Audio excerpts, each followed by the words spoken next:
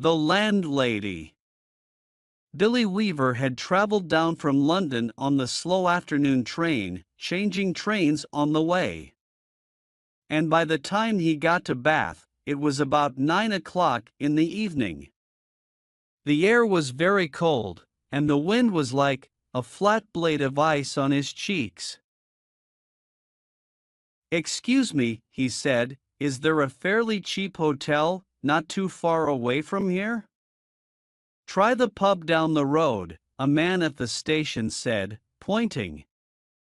"They might take you in. It's about a kilometer along on the other side." Billy thanked him and picked up his suitcase and set out to walk to the inn. He had never been to Bath before. He didn't know anyone who lived there, but his boss at the head office in London had told him it was a splendid city. "Find your own accommodation," he had said, "and then go along, report to the local manager, as soon as you've got yourself settled." Billy was 17 years old. He was wearing a new dark blue overcoat, a new brown hat, a new brown suit, and he was feeling fine. He walked briskly down the street. He was trying to do everything briskly these days. All successful businessmen, he had decided, were brisk. The top men at head office were brisk all the time. They were amazing. There were no shops on this wide street, only a line of tall houses on each side, all of them looking the same. They had grand entrances, and 4 or 5 steps going up to their front doors, and it was obvious that they had been very grand houses indeed. But now, even in the darkness, he could see that the paint was coming off the doors and windows, and that the handsome white exteriors had cracks and patches from lack of repair. Suddenly, in a downstairs window that was illuminated by a nearby street lamp, Billy saw a printed notice leaning against the glass in one of the windows. It said, "Bed and breakfast." He stopped walking. He moved a bit closer. Green curtains were hanging down on each side of the window. He went right up to it and looked through the glass into the room, and the first thing he saw was a bright fire burning in the fireplace. On the carpet in front of the fire, a pretty little dog was curled up asleep. The room itself, which he could only see in half darkness, was filled with pleasant furniture. There was a piano, a big sofa, and several comfortable armchairs. And in one corner he saw a large parrot in a cage. Animals were usually a good sign in a place like this. Billy told himself, and it looked to him as if it would be a pretty decent house to stay in. Certainly, it would be more comfortable than a pub. On the other hand, a pub would be more friendly than a guest house. There would be beer and cards in the evenings, and lots of people to talk to, and it would probably be a lot cheaper, too. He had stayed a couple of nights in a pub once before, and had liked it. He had never stayed in any guest houses and, to be perfectly honest, he was a tiny bit frightened of them. The word guest house suggested watery vegetables and greedy landladies. After hesitating like this in the cold for 2 or 3 minutes, Billy decided that he would walk on and look at the pub before making up his mind. He turned to go. And now a strange thing happened to him. He was just going to step back and turn away from the window, when his eye was caught, and held in the most peculiar manner, by the small notice that was there. "Bed and breakfast," it said. Bed and breakfast, bed and breakfast. Each word was like a large black eye staring at him through the glass, holding him, forcing him to stay where he was, and not to walk away from that house.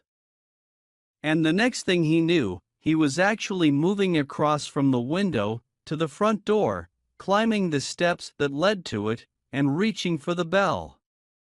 He pressed it. Far away in a back room, he heard it ringing. And then at once, it must have been at once, because he hadn't even had time to take his finger from the bell button. The door swung open, and a woman was standing there. She was about 45 or 50 years old, and the moment she saw him, she gave him a warm, welcoming smile. "Please come in," she said pleasantly.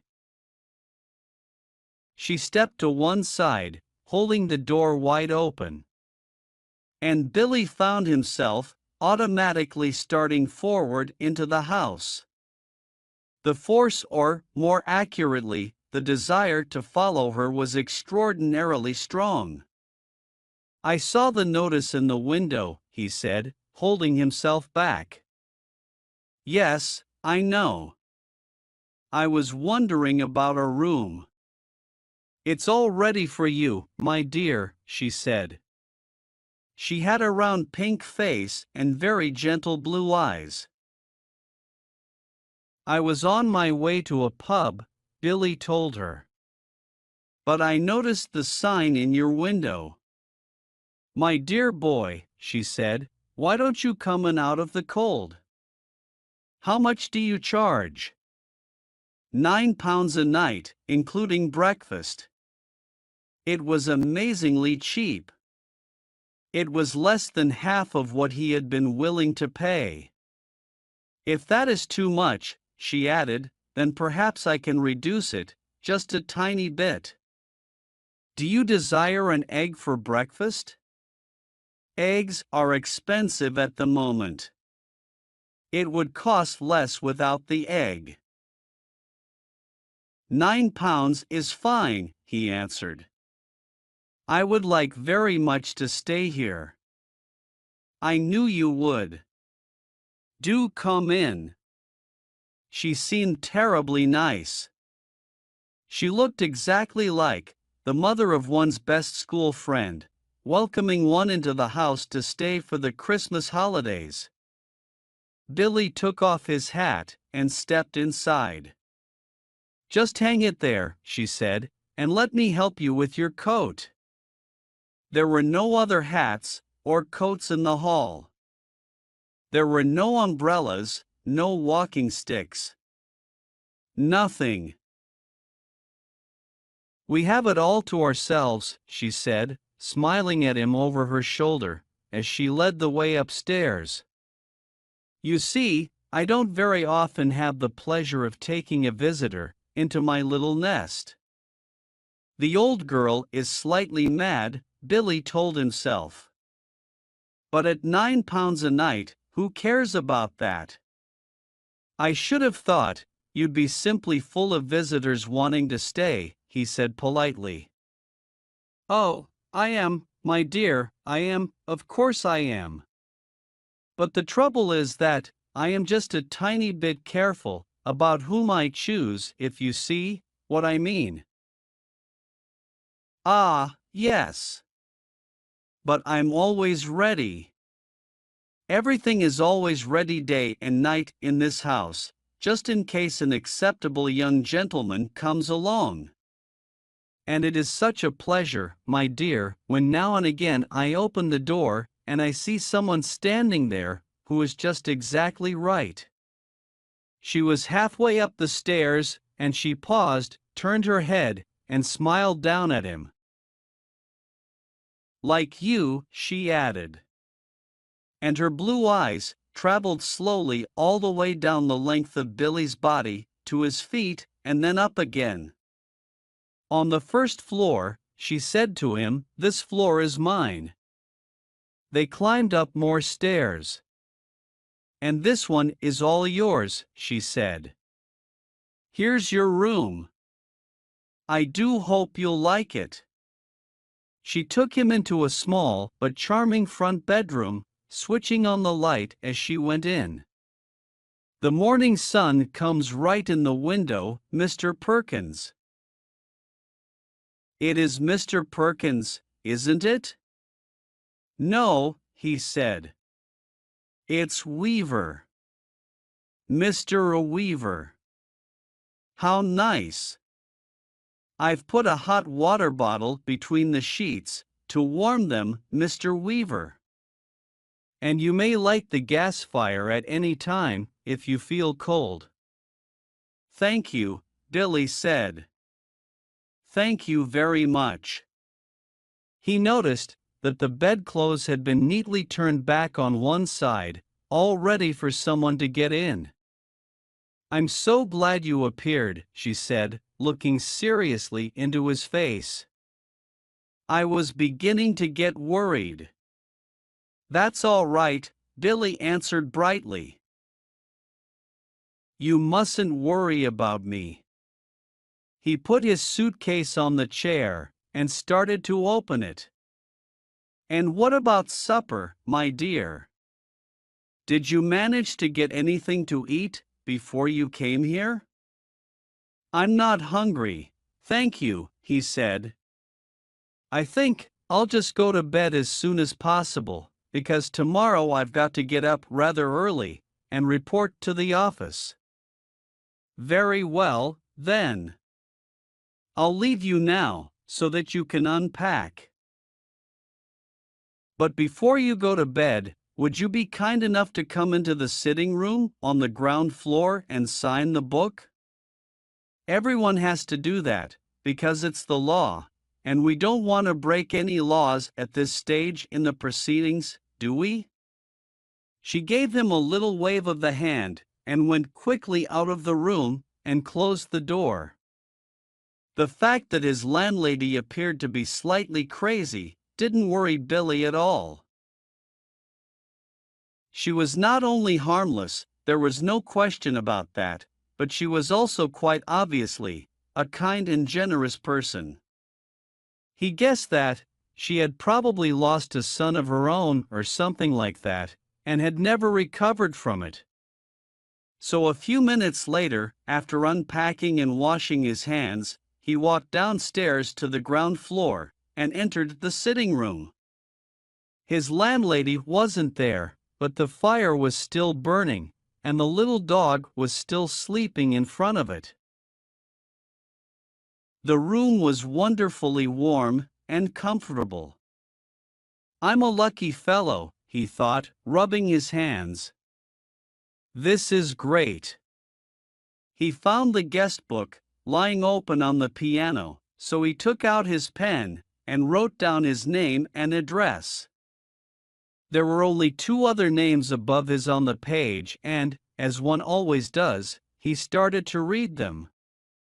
One was a Christopher Mulholland from Cardiff. The other was Gregory W. Temple from Bristol. "That's funny," he thought suddenly. Christopher Mulholland. That name sounds familiar. Now, where had he heard that rather unusual name before? Was he a boy at school? No. Was it one of his sister's numerous young men, perhaps, or a friend of his father's? No, it wasn't any of those. He glanced down again at the book. In fact, thinking about it again, he wasn't at all sure that the second name wasn't as familiar to him as the first. "Gregory Temple," he said aloud, searching his memory. "Christopher Mulholland." "Such charming boys," a voice behind him answered, and he turned and saw his landlady walking into the room, carrying the tea tray in front of her. "They sound somehow familiar," he said. "They do? How interesting. I'm almost positive I've heard those names before somewhere." Isn't that strange? Maybe it was in the newspapers. They weren't famous in any way, were they? I mean, famous footballers, or something like that? Famous, she said, setting the tray down on the low table, in front of the sofa. Oh no, I don't think they were famous. But they were extraordinarily handsome, both of them, I can promise you that. They were tall, and young, and handsome, my dear, just exactly like you. Once more, Billy glanced down at the book. Look here, he said, noticing the dates. This last entry is over 2 years old. Is it? Yes, indeed. And Christopher Mulholland's is nearly a year before that, more than 3 years ago. Oh dear, she said, shaking her head. I never would have thought it. How time flies away from us all, doesn't it, Mr. Wilkins? It's Weaver, Billy said. Weaver. Oh, of course it is, she cried, sitting down on the sofa. How silly of me. I do apologize. Do you know something that's extraordinary about all this? Both those names, Mulholland and Temple. I not only seem to remember each one separately, but they appear to be connected as well. As if they were both famous for the same sort of thing, if you see what I mean. Well, come over here now, dear, and sit down beside me on the sofa, and I'll give you a nice cup of tea and a biscuit before you go to bed. Billy watched her as she busied herself with the cups and saucers. He noticed that she had small, white, quickly moving hands and red fingernails. I'm almost positive I saw them in the newspapers, Billy said. I'll think of them in a second. I'm sure I will. There is nothing more annoying than a thing like this, which remains just outside one's memory. He hated to give up. Now wait a minute, he said. Wait just a minute. Mulholland, Christopher Mulholland, wasn't that the name of the schoolboy who was on a walking tour through the West Country, and then suddenly... Milk, she said. And sugar? Yes, please. And then suddenly... Schoolboy, she said. Oh no, my dear, that can't possibly be right, because my Mr. Mulholland was certainly not a schoolboy when he came to me. He was a university student. Come over here now, and sit next to me, and warm yourself in front of this lovely fire. He crossed the room slowly, and sat down on the edge of the sofa. She placed his teacup on the table, in front of him. There we are, she said. How nice and comfortable this is, isn't it? Billy started drinking his tea. She did the same. For half a minute, neither of them spoke, but Billy knew that she was looking at him. Her body was half turned towards him, and he could feel her eyes resting on his face, watching him from over her teacup. Now and again, he caught a peculiar smell that seemed to come from her direction. It wasn't unpleasant, and it reminded him, well, he wasn't quite sure what it was. New leather? Or was it the corridors of a hospital? Mr. Mulholland loved his tea, she finally said. I've never seen anyone in my life drink as much tea as dear, sweet Mr. Mulholland. I suppose he left fairly recently, Billy said. Left, she said. But my dear boy, he never left. He's still here. Mr. Temple is also here. They're on the third floor, both of them together. Billy put down his cup slowly on the table and stared at his landlady. She smiled back at him and then put out one of her white hands and patted him comfortingly on the knee. "How old are you, my dear?" she asked. 17. 17, she cried. "Oh, it's the perfect age." Mr. Mulholland was also 17. "But I think he was a little shorter than you are. In fact, I'm sure he was. And his teeth weren't quite so white." "You have the most beautiful teeth, Mr. Weaver." Mr. Temple was a little older. He was actually 28. I wouldn't have guessed it, though, if he hadn't told me. There wasn't a mark on his body. "A what?" Billy said. "His skin was just like a baby's." There was a pause.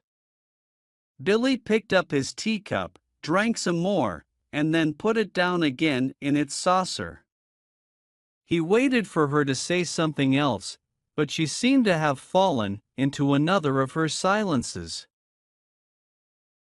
He sat there, looking ahead, biting his lower lip.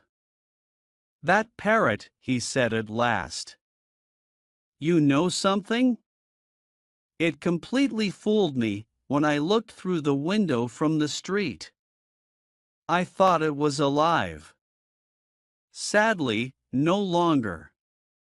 It's very clever the way it's been stuffed," he said. "It doesn't look at all dead." "Who did it?" "I did." "You did?" "Of course," she said. "And have you met my little Basil as well?" She nodded towards the dog, curled up so comfortably in front of the fire. Billy looked at it. Suddenly he realized that this animal had all the time been as silent and motionless as the parrot. He touched it gently on the top of its back. It was hard and cold, but perfectly preserved. "Good heavens," he said. "How very interesting. It must be awfully difficult to do a thing like that." "Not at all," she said. "I stuff all my little pets myself when they die. Will you have another cup of tea?" "No, thank you," Billy said. The tea tasted faintly bitter, and he didn't really like it. "You did sign the book, didn't you?" "Oh, yes." "That's good. Because later, if I forget what you were called, then I can always look it up. I still do that every day with Mr. Mulholland and Mr. Temple," Billy said. "Gregory Temple." "Excuse me for asking, but haven't there been any other guests here, except them, in the last 2 or 3 years?" Holding her teacup high in one hand, moving her head slightly to the left, she looked at him out of the corners of her eyes, and gave him another gentle little smile. "No, my dear," she said. "Only you." Thank you for watching. Please like, share, subscribe for more videos, press the bell icon, and select all to get notifications.